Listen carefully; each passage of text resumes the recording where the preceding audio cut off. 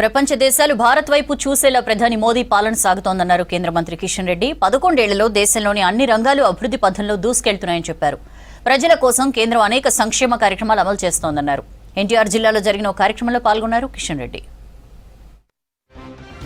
మోడీగా అధికారంలోకి వచ్చినటువంటి ఈ 11 సంవత్సరాలలో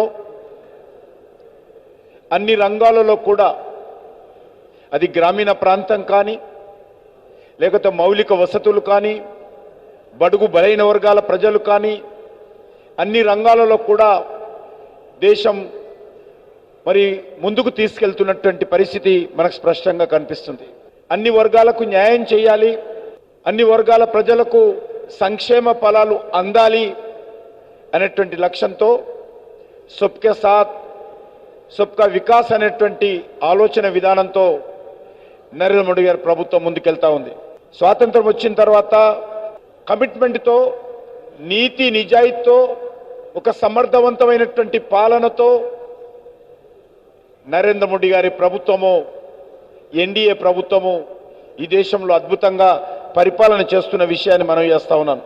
యావత్ ప్రపంచ దృష్టిని ఈరోజు భారతదేశం ఆకర్షిస్తున్న విషయం. ప్రపంచమంతా కూడా అనేక విషయాలలో భారతదేశం గురించి చర్చించుకుంటున్నటువంటి పరిస్థితి ఈరోజు మనకు స్పష్టంగా కనిపిస్తూ ఉంది.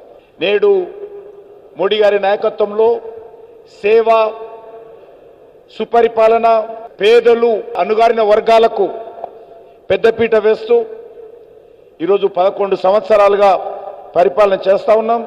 పేద ప్రజలు,